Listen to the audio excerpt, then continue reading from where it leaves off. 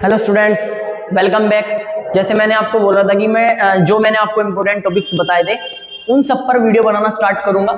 तो आज मैं जो बीएससी के फर्स्ट सेमेस्टर है उसकी फर्स्ट यूनिट का जो सबसे पहला टॉपिक था अनुनाद और अनुनाद ऊर्जा, उसे पढ़ाना स्टार्ट करूंगा। ठीक है, सबसे पहले अनुनाद के बारे में सुनेंगे। अनुनाद है क्या, एकदम आसान से समझने का प्रयास करियो। जैसे मैं एग्जाम्पल लूं बेंजीन का। ठीक है, बेंजीन की रिंग सभी ने देखी होगी, ये बेंजीन की रिंग होती है,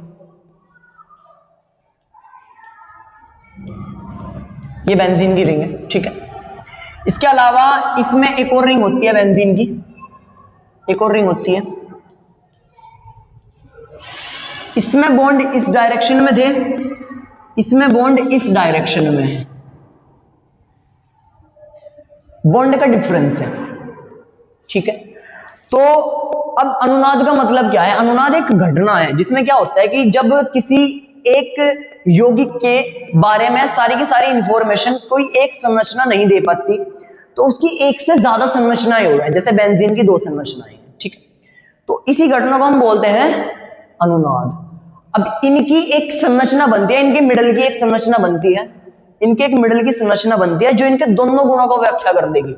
इसके गुण भी बता देगी, इसके गुण भी बता देगी। एक ऐसी स्ट्रक्चर बनेगी,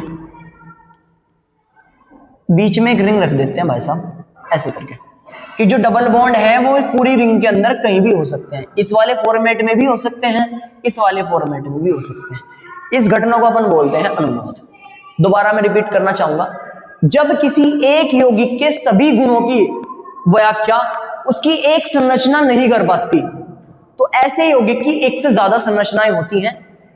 इन संरचनाओं को, जैसे इसकी 2 संरचनाएं हैं, इन संरचनाओं को अनुनादी संरचनाएं बोलते हैं। इन संरचनाओं को अनुनादी संरचनाएं बोलते हैं।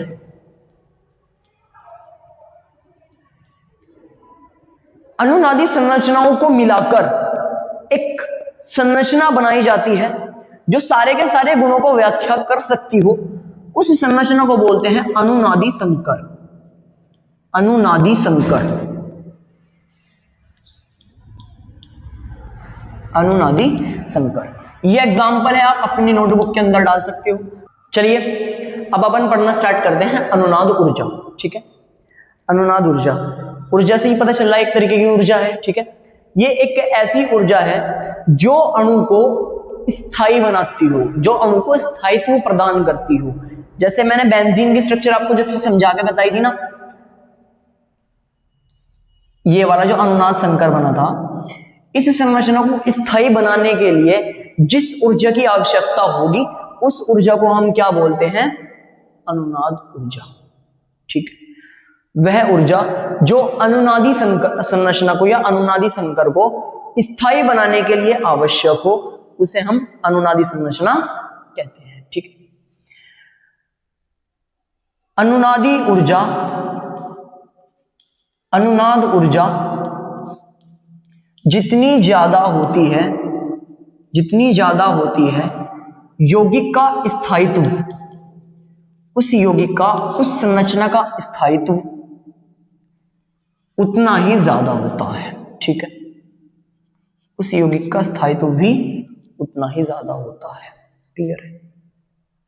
स्थायित्व से मतलब क्या है? स्थायित्व से मतलब उस यौगिक को स्टेबल बनाना, स्टेबल, उसे स्थिर रखना, वो इधर उधर भागे ना कि कभी इधर कुछ हो रहा है कभी उधर कुछ हो रहा है, ऐसे करके वो एक जगह स्थिर हो जाए, स्टेबल हो जाए, स्थायित्व देना। तो वो काम कौन करता है? अनुनाद ऊर्जा।